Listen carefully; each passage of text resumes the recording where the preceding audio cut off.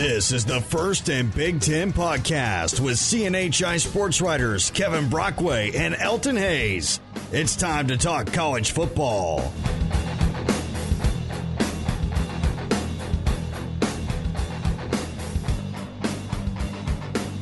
Welcome to the First and Big Ten podcast. This is Kevin Brockway from CNHI Sports Indiana with Elton Hayes from CNHI Sports Pennsylvania. And Elton, a really crazy, another crazy last week in college football in the Big Ten Conference.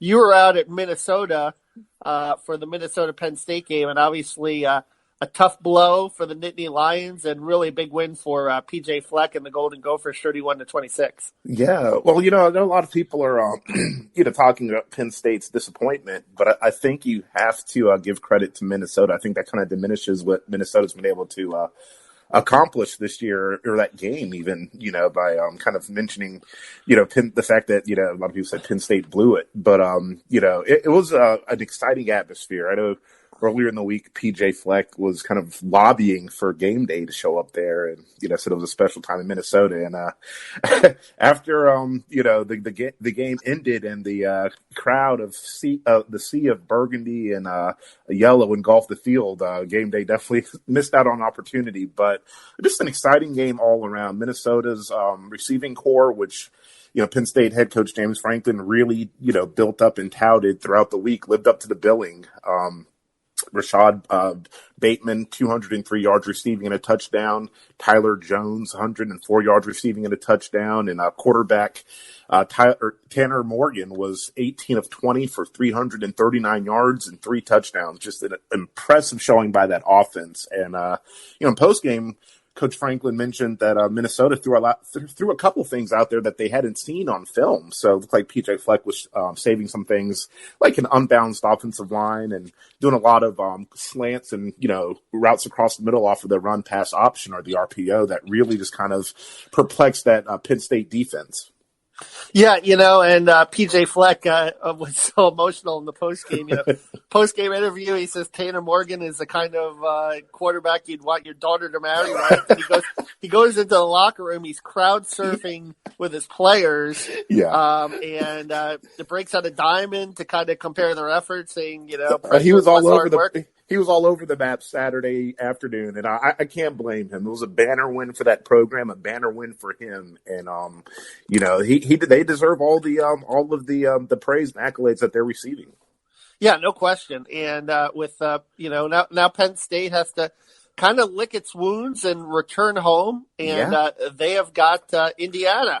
Yeah, and the Hoosiers broke into the top 25 for the first time in 25 years on Sunday. They're number 24 now. They're 7-2. Tom Allen mentioned that this is certainly a significant achievement, but now you got to go out and prove it. And Elton, I was looking back at this 1994, the last year the Hoosiers were ranked in the top 25.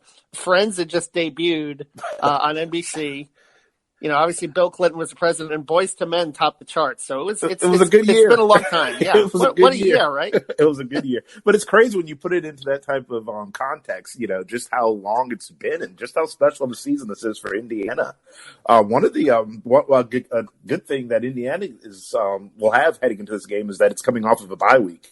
This will be Penn State's third consecutive opponent that is playing off of a bye week. You got Michigan State off of a bye week. You got Minnesota off of a bye week, and now it's getting Indiana off of a bye week. So it'll be interesting to see, what adjustments Tom Allen has made, and if he really, changed anything around, or is going to debut some new plays or new sets against Penn State this weekend. Yeah, Kalen DeBoer talked about, every week they throw in little wrinkles, the Indiana offensive. Of course, the big news during the bye week for Michael Penix is finally done for the season. Suffered a injury to a joint in his collarbone, kind of a sternum joint, as they call it. But, he had been banged up all year. We had discussed that. It certainly was a promising redshirt freshman year when he was in there. But durability eventually caught up to him. But Peyton Ramsey, who has been splitting time all season, takes over. And he's a guy that certainly is proven to be capable. He went out to Nebraska. He won there. Not only did he win there, he was the main reason why they won there. And earning Big Ten Freshman of the Week, Big Ten Offensive Player of the Week honors that week, 351 yards passing. So He's a guy that certainly has proven this season that he can win on the road. This will be a little bit of a different atmosphere, 100,000. Not really a different atmosphere, but a different caliber of team. Obviously, a top 10 team. I mean, Nebraska was crazy, too. You had 90,000 people there. Penn State will have 100,000. But Peyton Ramsey gets to lead this offense that leads the Big Ten in passing and is second in total offense. So this is certainly a team that's been an offensive juggernaut in the Big Ten, but they'll get a test against Penn State this weekend. Yeah, well, if you're Indiana, you've got to like the prospects of this passing offense kind of, replicating that success against Penn State. Last year Ramsey was started against Penn State 26 of 36 for 236 yards with a touchdown and an interception. And, he's just got the hot hand right now. Penn State has this pass offense has shown, or this pass defense rather, has shown that it's kind of deficient, against quarterbacks who have a pulse. Buffalo's quarterback did very well against it. Kenny Pickett out of Pittsburgh threw for 376 yards against it. Shea Patterson had his best game of the season against it. And we saw what, Tanner Morgan was able to do last week. So, definitely is a favorable matchup for Peyton Ramsey and the Indiana offense. And we'll see what changes, exactly just what changes Penn State's pass defense and secondary is going to work on this week to try to slow that down so it doesn't have a repeat performance. And for the Indiana defense, it's kind of been an every other week thing, and some of it is lined up with the quality of opponents, but they certainly had a dominant effort against Northwestern. Take that what you want. Northwestern's a team that struggled offensively all season long. The week before against Nebraska, they kind of struggled defensively and had some issues. So this might be due for the down week for Indiana's defense, but I know they're incredibly concerned about KJ Hamler. Their incredible defensive coordinator, Kane Womack, also talked about Freiermuth, the tight end. He referred to him as a future NFL end, Pat Freiermuth. So they are definitely concerned with what Clifford can do with his weapons, and even the running back situation with, the number of running backs. And Jordy Brown had a big week against Minnesota. They're concerned about Sean Clifford's ability to run the ball as well. Yeah. So it's really, this is a Penn State offense with, James Franklin as obviously the leader of it, a bright offensive mind that's going to create a lot of problems. Yeah.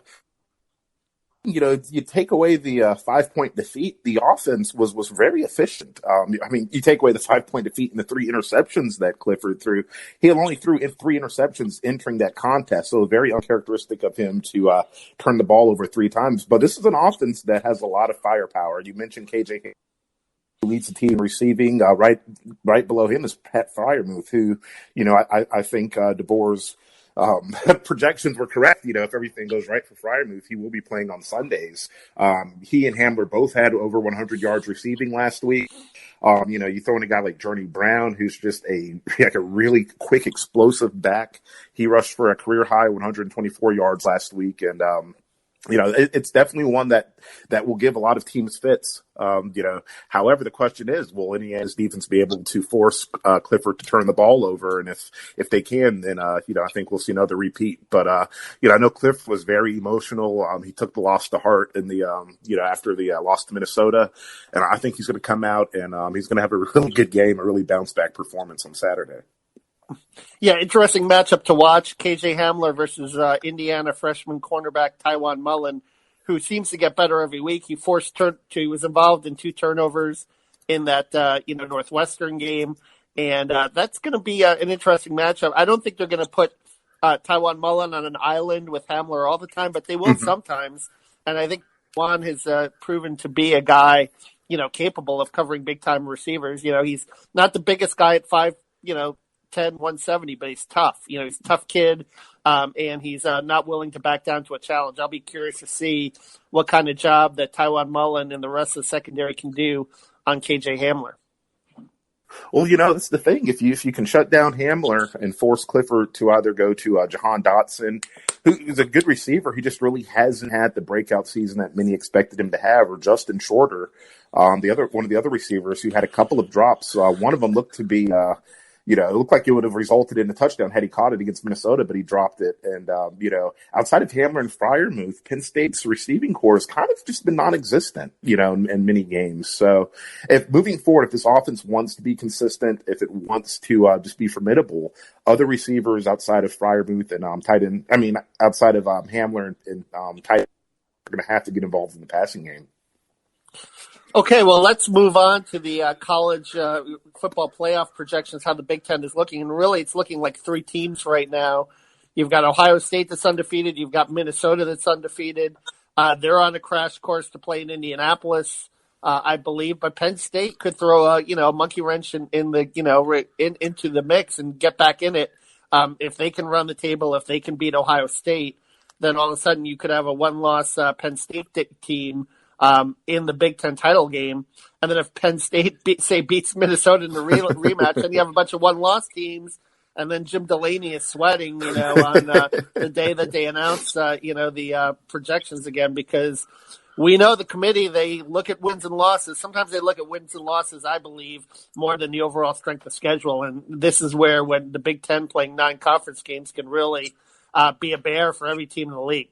Well, Delaney, he brought this up at Media Day. He's brought this up before in the past, most notably the last 2 years after his teams have been excluded from the playoffs. But, you have to kind of take that 9 games conference schedule into account.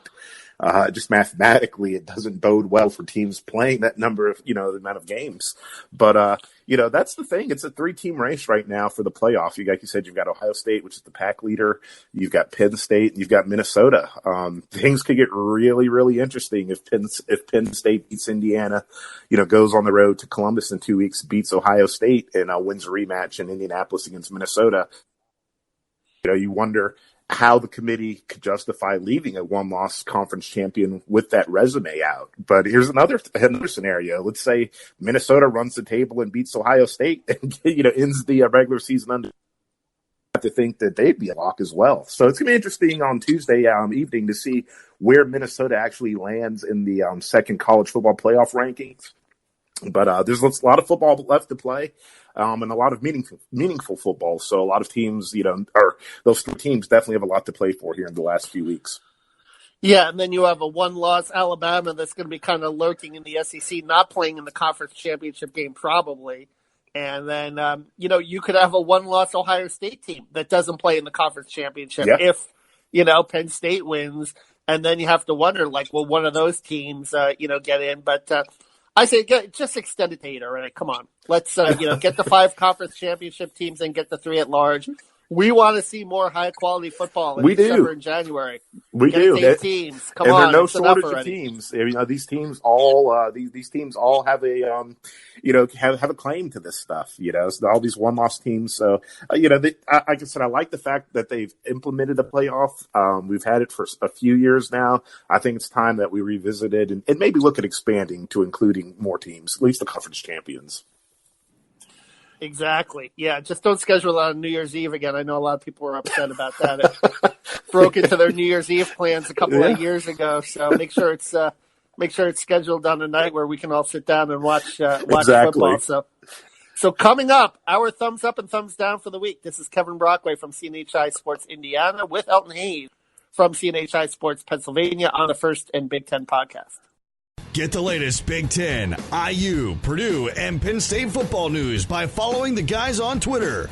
Kevin is at Kevin Brockway G1, and Elton is at EHDC12. Okay, welcome back to the First and Big Ten podcast. Kevin Brockway from CNHI Sports Indiana with Elton Hayes from CNHI Sports Pennsylvania. Our thumbs up, thumbs down segment, Elton. And I'm going to start with Purdue receiver David Bell. 14 catches, 153 yards, and a touchdown. And this is a pretty amazing stat. Purdue's last 19 touchdowns that have been scored by either true freshmen or redshirt freshmen. And it's pretty amazing. And for as disappointing a season as it's been with the injuries, it has opened up some opportunities. Purdue is 4-6. And I think the future bodes well in West Lafayette, given the level that's there. Well, yeah, man. If you're a Purdue fan, if you're Coach Brome, you've got to be you're going to be disappointed by the 6 losses, but you're going to definitely be optimistic about the direction of this team with a bunch of these young guys really coming in and playing, not just, not playing in the games, but just playing key roles in these comebacks. So David Bell, I know he's a name that we've mentioned several times here as receiving thumbs up, and, he's having a great year as a true freshman. My first thumbs up is going to go to Minnesota receiver Rashad Bateman. Handedly turned the tide in the Gophers' favor. 7 catches for 204 yards and a touchdown. His second catch of the day was a 66-yard touchdown that he just really took to the house and invigorated that home crowd and, just really gave them a momentum needed. So he's had a special year, and he gets my first thumbs up.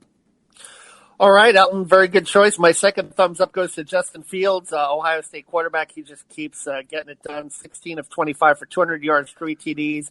Added another touchdown rushing in this game. And, Elton, we forgot to mention in the first segment the Chase Young suspension, which obviously, people thought could be a blow to Ohio State, but they go out and they blow out Maryland 73-14. There was, an onside kick in that game. And there were some rumors that, Ohio State kind of poured on the score a little bit because there were some rumblings that Maryland might have been the team that turned Ohio State in on Chase Young. Now, I don't know if that's true or not, but the score seems to indicate that Ohio State was definitely playing to do more than win that game. That looked like a week 1 or week 2 score, not a score you expect to see in a conference play. But I have heard the same things. I don't know. I can't speak to the validity of those rumors, but it would make sense as to why Ohio State never really took the foot off of the accelerator. Ohio State played its second string that second half, and there was no drop off at all.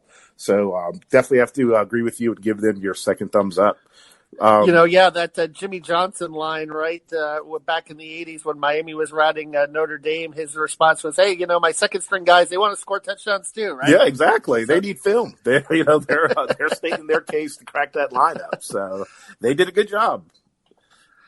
My second thumbs up is going to go to Lovie Smith, who has Illinois bowl eligible after a 37-34 win against Michigan State.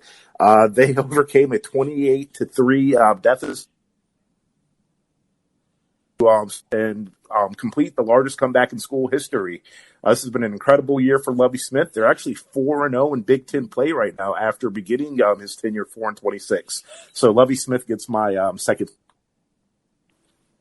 And staying with that staying with the Illinois theme, my third thumbs up will go to Sidney Brown, who had a huge interception in that fourth quarter to lead the comeback. It was just, obviously an amazing job by the Illini over there in East Lansing. It was, a 30-yard interception return, really kind of turned the tables and gave Illinois belief. It was, he was spectacular. Big Ten Defensive Player of the Week. So Sidney Brown gets my final thumbs up.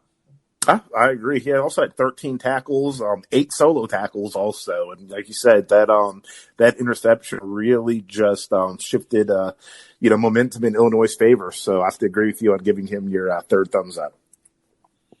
And your third thumbs up? My third thumbs up goes to Wisconsin running back Jonathan Taylor, a name that we have not heard recently after it feels like we said his name a lot in the first half of the season. But he had a huge game against Iowa, rushing 31 times for 250 yards. He didn't score, but I don't think he really did too much after rushing for more than 200 yards. So he was a big role. He played a big role in Wisconsin's 2-point win. So he gets my third. Yeah, no question. And Jonathan Taylor, helped run out the clock in that game too, which is what they needed to, in a close game and to kind of keep their faint Big Ten West, division championship hopes alive. They're going to need, some help. But if they can manage to, beat Minnesota head-to-head and get Minnesota to lose another game, they could sneak into the Big Ten title game still. It doesn't look good at this point, but anything can happen, as we know, in this conference. So my first thumbs down will go to Michigan State. You're up 28-3. You give up a Hail Mary pass at the end of the first half. That kind of gave Illinois life, and they took it in the second half. 27 points in the fourth quarter. A lot of turnovers in that game, Elton, and it was a really disappointing day for the Spartans. Yeah, this kind of, follows the trend of the season. Mark D'Antonio last year did not have the best of seasons. He has a proven track record. He's a winner. So I think a lot of people expect him to turn it around and kind of figure some things out this year, especially after he shifted around some pieces on that coaching staff. But really disappointing season so far. And there's just a lot of things going wrong in East Lansing right now, and I do not see them turning it around by the end of the season. So no argument from me there on your first thumbs down. My first thumbs down is going to go to Maryland, more specifically the Maryland defense. We just mentioned Ohio State playing its second half players that whole or its second string players that whole second half. Ohio State was still able to roll up 705 yards of offense, ran 90 plays. And just really gashed Maryland and just beat them into oblivion. So Maryland's going to get my first thumbs down. They fall to 3-7 on the year. Yeah, a season that began with so much promise, Elton, and it just you beat Syracuse early in the year. Seems like forever. And I think really since that game when Penn State put a thumping on them, it's been really tough sledding for them. My second thumbs down goes to the Penn State secondary. Listen, we know Tanner Morgan's a good quarterback. We know Minnesota has a bunch of, unbelievably talented receivers. But when you let a quarterback complete 18 to 20 for 339 yards and 3 touchdowns, it's just too many. You've got to be able to contest some of those throws in the air. It was a big game. Obviously a chance for Penn State to kind of solidify itself in that college football playoff race, and they did not. So I will give Penn State secondary, was a big reason why, so I'll give them my second thumbs down. I was there. I saw it firsthand. No argument from me. Like I said, and that's a point of emphasis that I know Penn State kind of mentioned last week heading into the game, containing those receivers who are really good. I'd put them up against any in the country. But, trying to contain it and doing it are two different things, and Penn State was not able to do it at all. So, definitely was a disappointing showing by that Penn State secondary. My second thumbs down is going to go to Northwestern. I know I've mentioned them a lot. They fell to 1-8 this season with a 24-22 loss to Purdue. This was a home game for Northwestern. This was a Purdue team playing a third-string quarterback in Aiden O'Connell. Northwestern's offense has not been good at all. It scored first quarter, safety in the second quarter, in the fourth quarter. So lots going wrong in Evanston, Illinois, and that offense is going to have to really, find some solutions this offseason. I don't know if Pat Fitzgerald wants to look at changing offensive coordinators, but it's very disappointing what they've been able to do this year, rather what they have not been able to do this year, and so they'll get my second thumbs down. Okay, my final thumbs down will go to Brian Lewerke, 19-36, 250. 3 interceptions, including, the backbreaker in the fourth quarter. You can't turn the ball over in that situation. You do. Sidney Brown returns it for a touchdown. That gives Illinois some even more life, and Illinois ends up with the upset win, 37-31. So Brian Lewerke gets my final thumbs down. Yeah, Lewerke, you look at him, there's a guy who's been around the conference forever, and he's a senior. He's got a lot of game experiences. He's had some really good games throughout his Michigan State career, but he's had a really disappointing senior season here. Has not really lived up to his potential. So no argument for me there on your your third thumbs down. My third thumbs down is going to go to Iowa's red zone offense. Iowa scored 16 points in the fourth quarter, but it was too little too late. They settled for field goals in the first and second quarters, and they did not score anything in the third. So, they suffered a 24-22 loss. That lack of red zone production came back to bite them in the end. So, Iowa falls to 6-3 on the season, and their red zone offense is going to get my third thumbs down. All right, Elton. Well, we will move on to an interview with Matthew Stevens from Sports Illustrated. He covers Illinois for Sports Illustrated, and he's going to tell us about that comeback win by Illinois against Michigan State and how Lovie Smith has that program believing and bowl eligible. It's pretty amazing stuff. So for the First and Big Ten podcast, this is Kevin Brockway from CNHI Sports Indiana with Elton Hayes from CNHI Sports Pennsylvania. Don't go anywhere, because it's time for Voices of the Gridiron. Here's today's special guest. Welcome back to the First and Big Ten podcast. Kevin Brockway from CNHI Indiana, and I am joined by a longtime writer who is covered programs in both the SEC and the Big Ten, and he's currently covering Illinois for Sports Illustrated. Matthew Stevens. Matthew, pleasure to have you on. Thanks, Kevin. Pleasure to be here. Yeah, Matthew, obviously a big upset, a huge comeback, down 28-3 against Michigan State, and Illinois comes back and basically wins the game on the last play. At what time did you notice that game start to turn, and how did Illinois kind of maybe show the resiliency to kind of stick with it and pull out a win that made them bowl eligible? When Michigan State started turning the ball over in the second half, Illinois has kind of basically banked on two things this season. One is, actually being able to run the football, which they weren't able to do on Saturday from an offensive standpoint. And two, relying on a defense that now leads the nation in takeaways.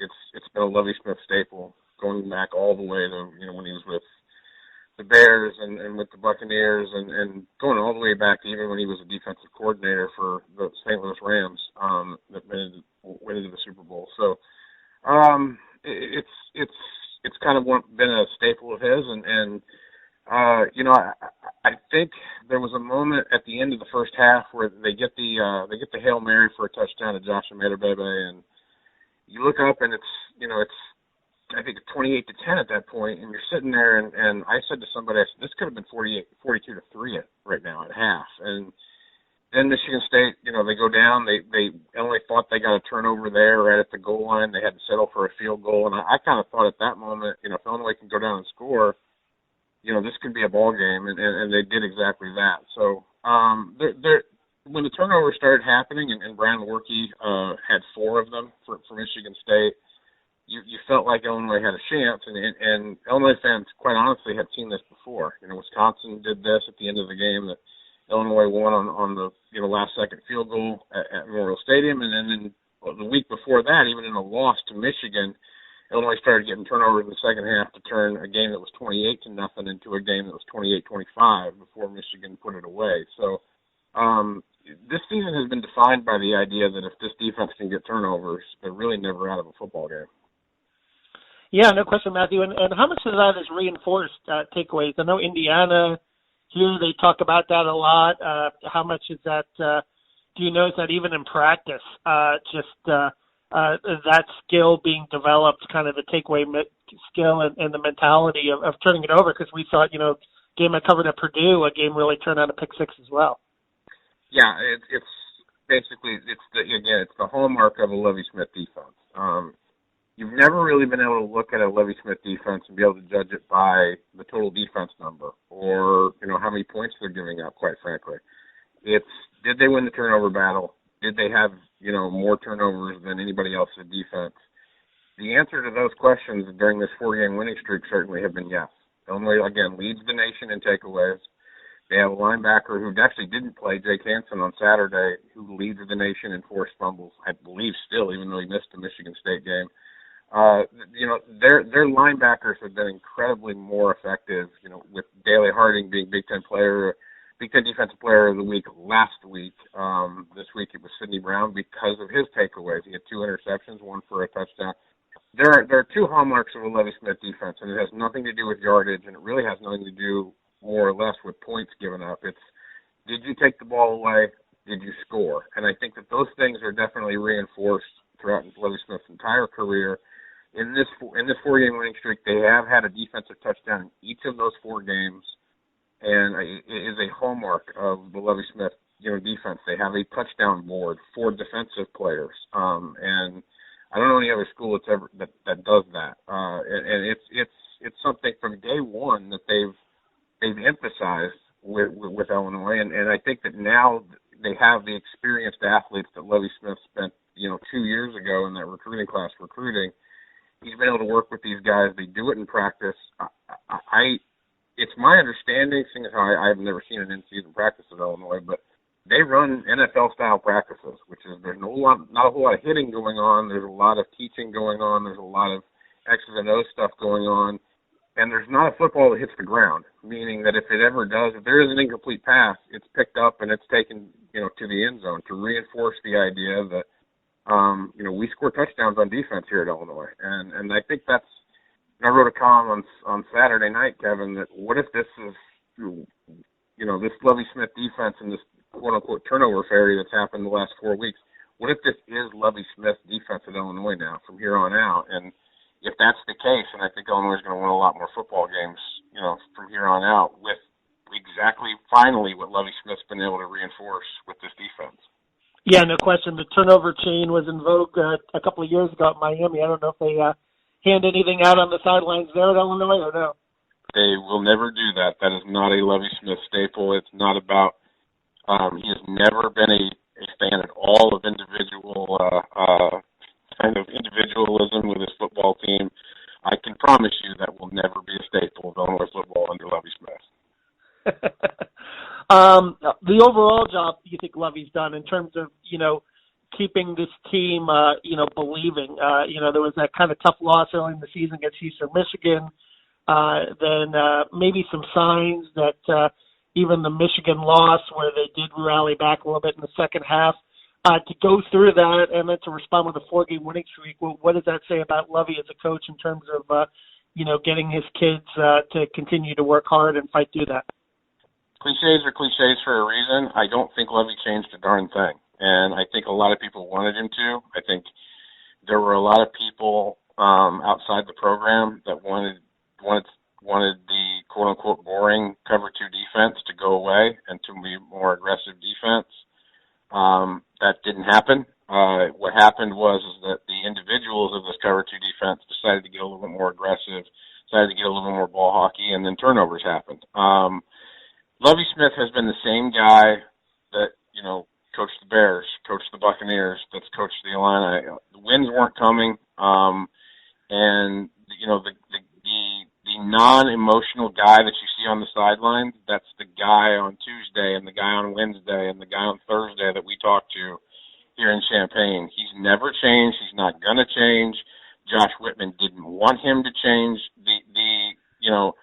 Basically the calm, cool, and collective guy that you see is exactly what this Illinois administration wanted in their football coach. They did not want somebody that was going to be a rah-rah guy. And I think it's really kind of stabilized this program in the sense that it's allowed these kids to not feel the pressure of the 2-4 start, not be panicked in any way, shape, or form. And when they finally started to see victories, I think it started to reinforce the idea that what they were doing was finally starting to work, because these players that have now had 2, maybe 2.5, even 3 years of starting experience are starting to understand and starting to just play football without trying to worry about making mistakes, especially on defense. When Lovie Smith was able to get this entire secondary back of Sidney Green and Stanley Green, and Sidney Brown, Tony Adams, and Nate Hobbs, if that secondary stays intact, Lovie Smith knew that he could do a lot of things with his front seven that were a little more aggressive. But there have been injuries all up and down the secondary to start the season. It was never it was a continuity issue.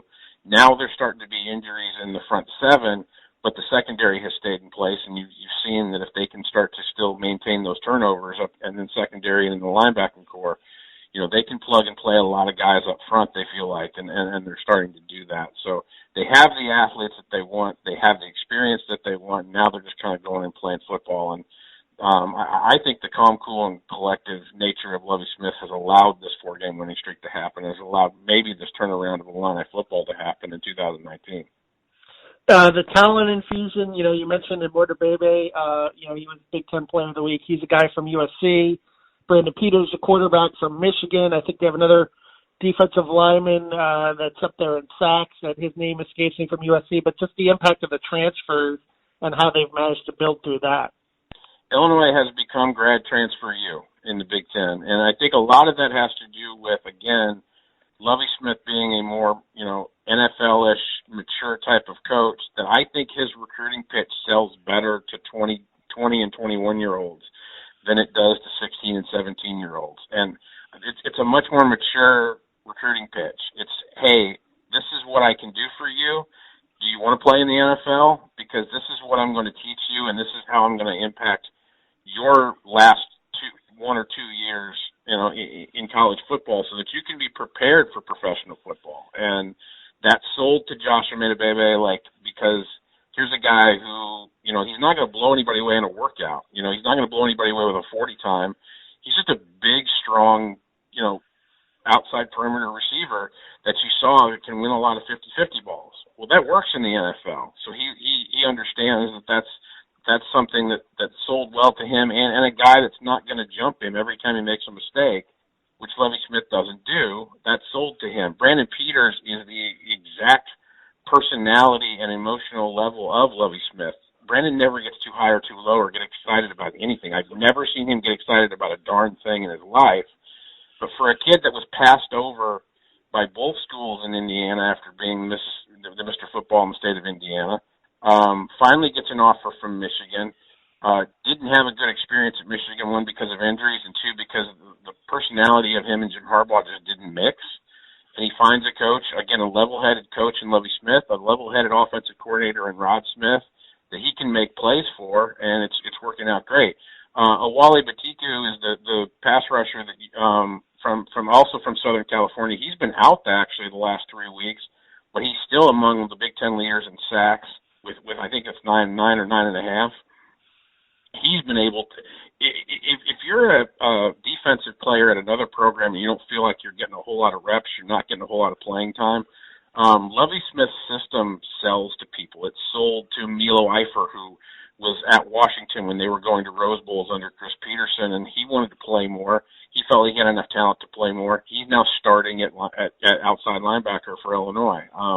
Daley Harding was recruited by the previous staff at Illinois, thought about leaving Illinois until he found out Lovie Smith was going to be his head coach, and finds that, this is going to be an easier way for me to get to the NFL, and it's worked out great for Daley. So I think his recruiting pitch to guys in the transfer portal couldn't be better right now if you're Lovie Smith, and I think that's why Illinois saves 2 or 3 scholarships a class every year in the recruiting class just for grad transfers that want to take a look at Illinois, and it's really paid off for this program. Yeah, no question, and they have that beautiful new football facility to recruit to. It all works out. One more quick question, Matthew. Now that they're bowl eligible, 6 wins. You've got Iowa at Iowa, which if Illinois plays this A game, could win. Northwestern at the end of the season. Northwestern is struggling. If this team gets to 7 or 8 wins, any possible bowl destinations or any early projections that you can see where they could end up? We started looking at Detroit because the obvious way to get to 6 was to be a big favorite against Northwestern in the regular season finale in Champaign. Now that you're looking at the possibility of maybe 7 or 8, I think the pinstripe is in vogue for Illinois. The Red Box Bowl in San Francisco, which Illinois was at during the year that Ron Zook got fired, and they won that bowl game. That's a possibility. If they win both of them, Kevin, I think a January 1 bowl game like the Gator Bowl is a possibility for Illinois, especially if they now can put 8 regular season wins together and say, hey, we have wins over Wisconsin and Iowa on our slate. I think that's not out of the question. But I think that Red Box, Holiday, Pinstripe is now on the table and I think that Illinois would essentially have to lose these last 2 games of its regular season in order to be back into the mix for the the bowl game in Detroit. Well, you will be going somewhere, and I hope for your sake it's warm. That'd be nice for you to get out of the freezing rain and cold that is today in the Midwest. So it would be nice. The open press box at Yankee Stadium is not a real toe tapper for me right now. But I think we heard 3 weeks ago, Kevin, and I need to make this point that Illinois people, I would ask, where do you want to go? Because it seemed like pretty obvious that they were going to get the 6 wins. And the majority, if not consensus opinion, was we don't care. We just want to go somewhere. And I think the fact that Illinois hasn't gone to a bowl game since 2014 is actually making them attractive to bowl committees all across whoever has Big Ten tie-in. So it'll be interesting to see where Illinois ends up. Yeah, and the same thing with Indiana here. Now it's 7-2, and they've got 2 tough tests coming up. But it'll be interesting to see how those 2 kind of shake out. If they're both, say, at 8 wins, that'll be an interesting decision by the bowl committees to see where they end up.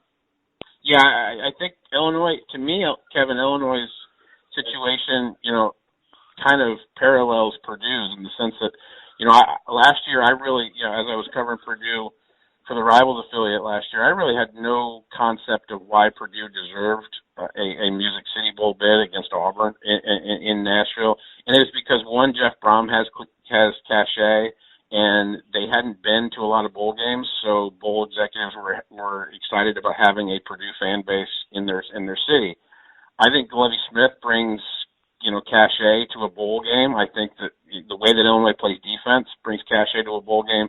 And a passionate fan base that hasn't traveled a whole lot in the month of December, is interesting to bowl committees. And I think that it would be, an interesting dynamic if Illinois can get to 7 or 8 wins and, give bowl committees something to think about, Illinois fans wanting to go somewhere warm in December and have the opportunity to travel for a bowl game. Well, we'll certainly see how it all shakes out. Matthew, thank you very much for coming on. Not a problem. Have a good one, Kevin. That's Matthew Stevens from Sports Illustrated covering Illinois, and this is Kevin Brockway from the First and Big Ten podcast. Want to see more from Kevin and Elton? Subscribe to a CNHI newspaper near you.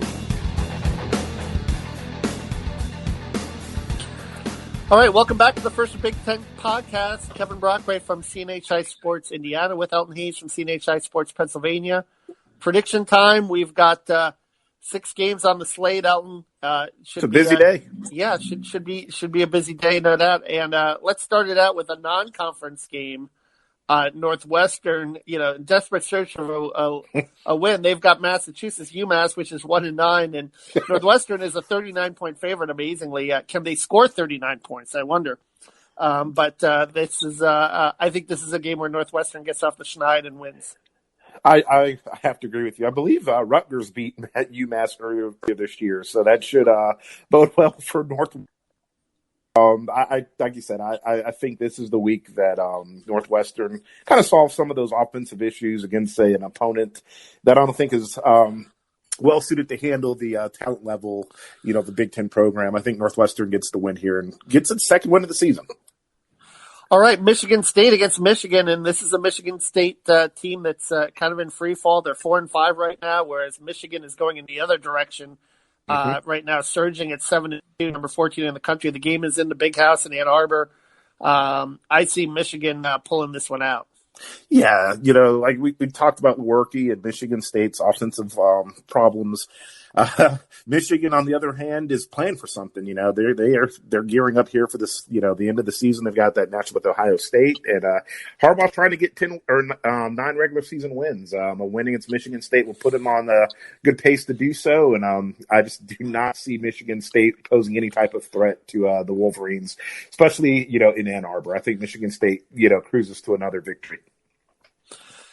All right, and then we move on. Wisconsin in Nebraska, another team, Nebraska that's in a disappointing stretch right now. You lose back-to-back to Indiana and Penn State, or Indiana and Purdue. You're on a bye week, but Wisconsin, I think, maybe figured some things out a little bit in that win over Iowa. They kind of keep their slim hopes as for the Big Ten West race, intact. And I think Wisconsin finds a way to go on the road and beat a Nebraska team that's really struggling and has been deficient on the defensive end. The front seven, the secondary, they're just giving up a lot of points.